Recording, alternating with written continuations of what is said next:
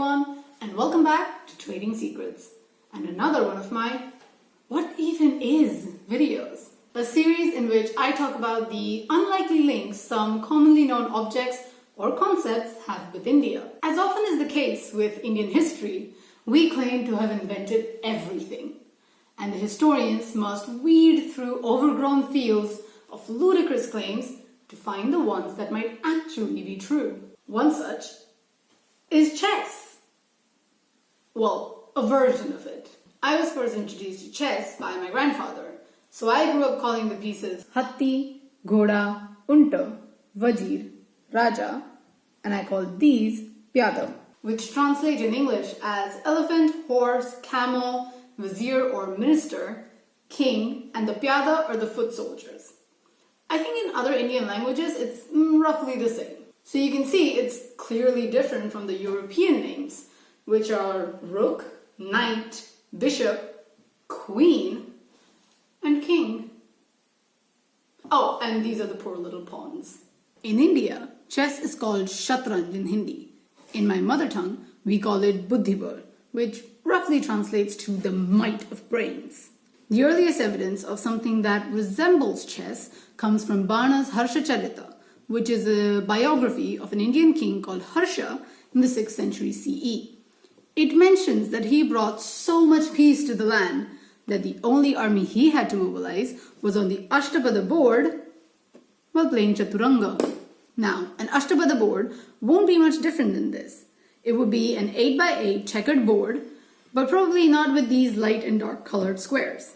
Chaturanga revolves around the four main elements of an Indian army: chariots, horses, elephants, and the foot soldiers. And since it was popular by the time of Harsha, it can safely be assumed to have been invented a bit before his time. But we don't have any exact dates. But what we do have is even earlier mentions of Chaturanga in Persian texts, mentioning the king Ardashir I being good at Chaturanga, and Khusrau I receiving a Chaturanga set from an Indian ruler roughly in 4th century CE.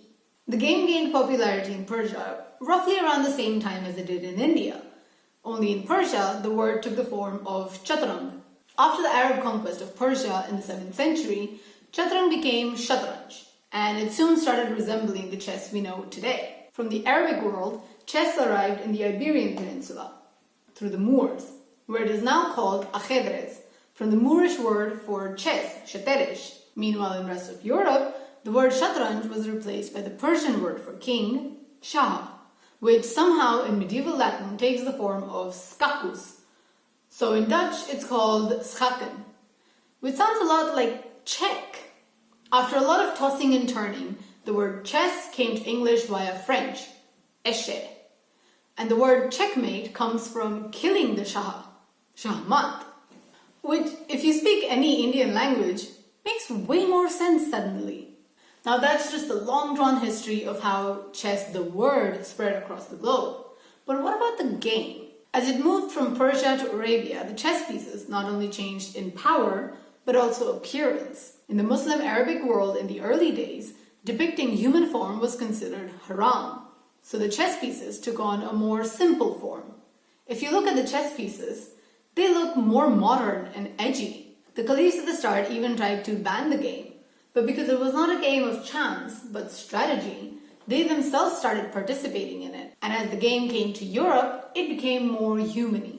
The famous chess pieces found in European archaeology are of the Lewis chessmen, carved in walrus ivory in the 12th century. In this set, they have their own variation of the appearance of the pieces. The rook, that would have been a chariot in Shatranj, is now a berserker or a warrior. Meanwhile, in other sets, the chariot became a castle in Europe. Makes sense, doesn't it? Chariots weren't really used in warfare by then. Oh, and the word rook, by the way, came from the Persian word for chariot, al-rukh. As chess became highly revered in the royal courts, the chess pieces evolved to match the political powers of the place it was being played in. The elephant changed to bishop, which can already be seen in the Lewis chessmen, highlighting the importance of the Christian clergy in Europe.